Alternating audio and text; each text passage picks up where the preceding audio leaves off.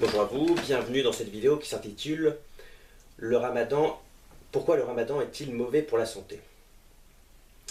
Alors j'ai fait une vidéo dans laquelle je donnais 10 raisons de ne pas faire le Ramadan. Et suite à cette vidéo, il y a beaucoup de musulmans qui ont réagi en disant que le Ramadan étant un jeûne, le Ramadan, et que le jeûne étant bon pour la santé, puisque ça permet de perdre du poids, d'éliminer des toxines à l'intérieur du corps, c'est donc une chose bonne pour la santé. Et c'est pour ça que je fais cette vidéo, pour expliquer que le Ramadan, même si c'est un jeûne, n'est en réalité pas bon pour la santé. Et évidemment, vous avez un petit descriptif en bas de la vidéo qui vous permettra de retrouver tous les arguments que j'ai avancés. Il y en a 3. Voilà, ça vous évitera de regarder toute la vidéo si vous êtes un peu pressé.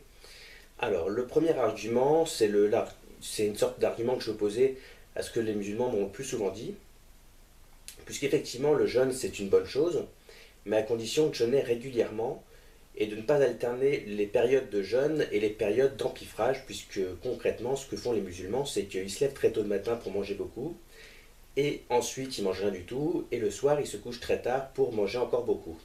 Et c'est très mauvais parce que quand on fait ça, au final, on mange plus qu'on en a réellement besoin parce qu'on a faim.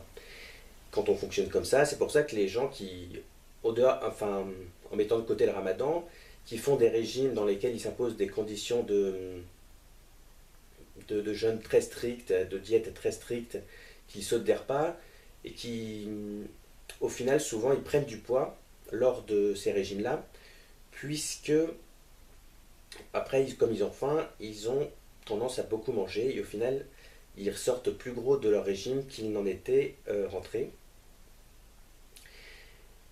Et donc, ce qui est bon à faire, en fait, c'est de manger régulièrement, de manger d'une part sainement, et d'autre part, de manger de façon équilibrée, et de ne pas trop manger. Mais mieux vaut ne pas trop manger que de ne manger rien du tout, et ensuite de manger beaucoup trop.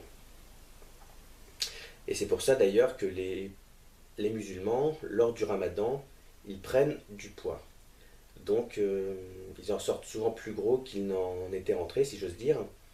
Et c'est pour ça qu'ils ne peuvent pas dire que le Ramadan est une bonne chose pour la santé, puisqu'au final, c'est une période pendant laquelle ils prennent des kilos, même malgré le jeûne qu'ils s'imposent, ils prennent des kilos, donc au final, on ne peut pas dire que ce soit une bonne chose pour la santé.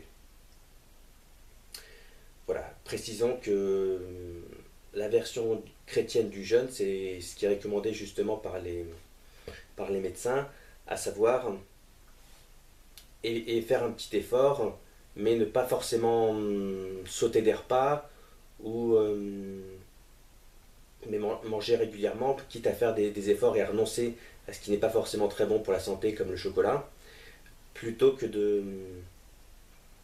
et au final tenir ça sur le long terme plutôt que d'alterner les périodes d'abstinence absolue, on ne prend absolument pas de repas, et les périodes où on mange beaucoup trop. Deuxième argument que je vais avancer, le Ramadan est mauvais pour la santé car il casse le rythme naturel de l'homme, à savoir ça conduit les musulmans à se lever en général très tôt pour manger, donc ils sont fatigués. Après, ils se couchent très tard, ils mangent assez tard le soir. Et au final, le reste de la journée, ils sont fatigués, parce qu'ils ont mal dormi, puisque c'est très mauvais pour la santé de manger beaucoup assez tard le soir juste avant de manger. Ils ont mal dormi, en plus ils n'ont pas beaucoup dormi puisqu'ils se sont levés tôt, ils sont fatigués. Donc le reste de la journée, souvent ils sont beaucoup moins productifs que s'ils ne font pas le Ramadan, que quand ils ne font pas le Ramadan. Et ensuite, pour tenir, ils sont obligés de faire une sieste. Parfois, il y en a même, en faisant des recherches sur Internet sur le Ramadan, j'ai trouvé qu'il y avait des gens qui donnaient des techniques pour sécher le travail quand on fait le Ramadan, pour ne pas avoir, pour s'abstenir de venir au travail et donner des excuses bidons, histoire de ne pas faire, histoire de faire le Ramadan et de ne pas venir au travail.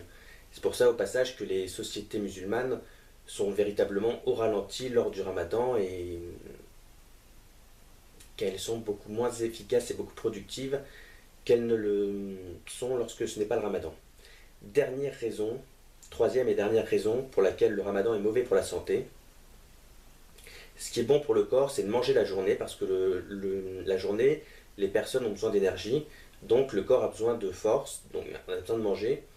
Et la nuit, au contraire, c'est le corps se repose et il faut qu'il ne travaille pas. C'est pour ça qu'il n'a pas besoin de beaucoup manger, que les repas du soir sont souvent plus légers que les repas à midi.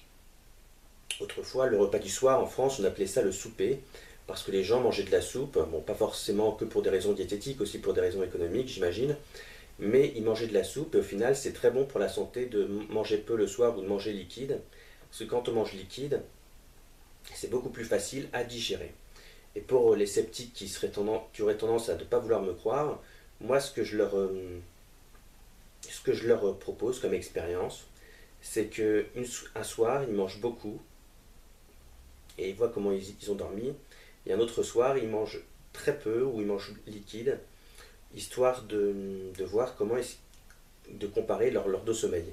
Et dans un cas, quand on aura beaucoup mangé, on dormira beaucoup moins bien et on se lèvera beaucoup plus tard et pas forcément en grande forme. Alors que quand on n'a pas mangé le soir et qu'on a mangé liquide, le lendemain matin, on se réveille beaucoup plus facilement et on a beaucoup mieux dormi. Le sommeil était bien mieux, bien plus réparateur.